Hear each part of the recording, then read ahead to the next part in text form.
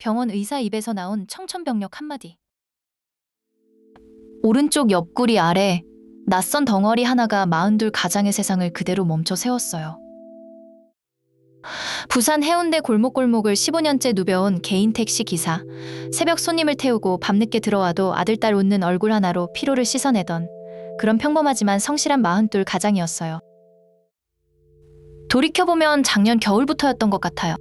새벽 운전을 마치고 나면 허리와 옆구리가 뻐근하게 저려왔지만 오래 앉아있는 직업이니 그러려니 대수롭지 않게 넘겨버리고 말았어요.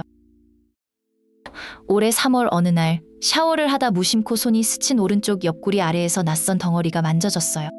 처음엔 그저 근육이 뭉친 거겠거니 대수롭지 않게 생각하고 넘겼어요.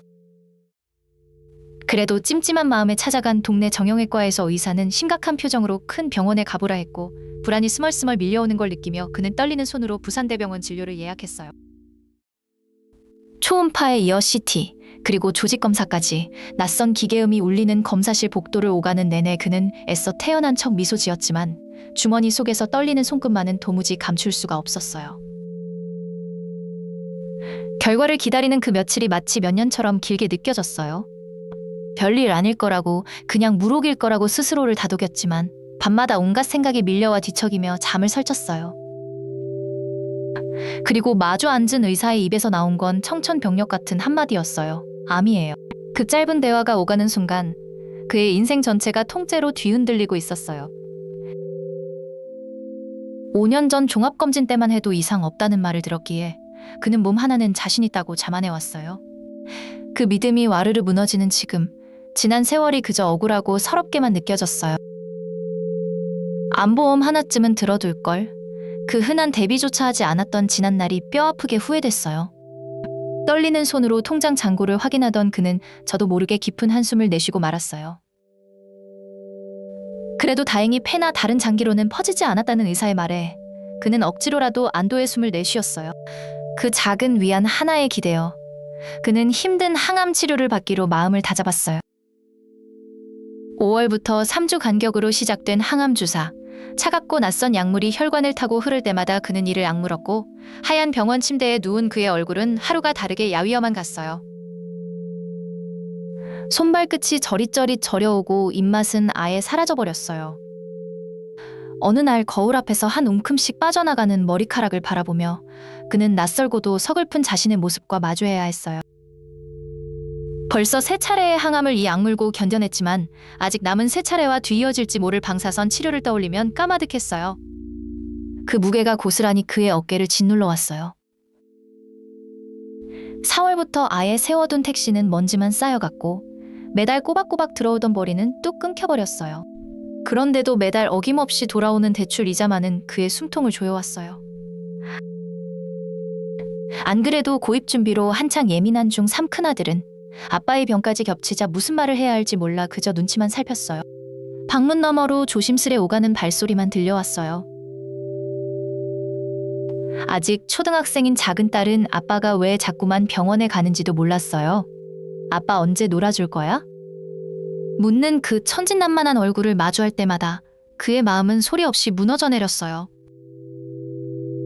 20살 어린 나이부터 공사판 막노동의 주유소 아르바이트, 밤늦은 대리운전까지 안 해본 일 없이 억척스럽게 살아온 그였기에 지금 이 순간이 더더욱 억울하고 분하게 느껴졌어요. 이 악물고 버텨 겨우 마련한 작은 전셋집, 아이들 학원비 한 번 밀린 적 없이 지켜온 그 평범한 행복이 이대로 무너질까 두려워 그는 잠 못 이룬 채 밤마다 천장만 멍하니 바라봤어요. 아무렇지 않게 웃고 있다가도 이유 없이 짜증이 왈칵 솟구칠 때가 있었어요. 그런 스스로의 모습이 낯설고 미안해서 그는 조용히 방문을 닫고 들어가 홀로 숨을 고르곤 했어요.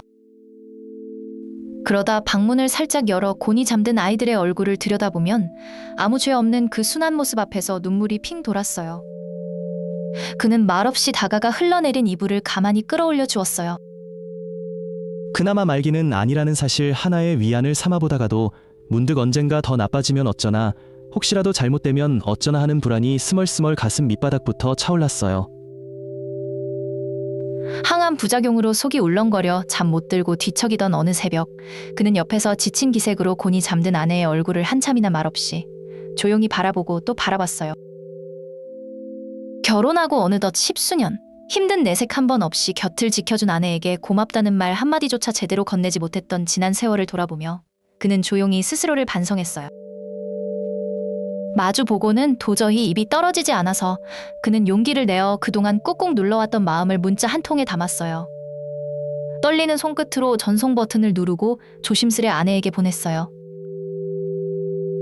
다음 항암을 앞두고 앉은 병원 대기실, 차갑고 하얀 벽만 눈에 들어오던 그 순간 그는 밀려오는 두려움을 애써 누르며 아내의 손을 꼭 쥔 채 이름이 불리기만을 기다렸어요.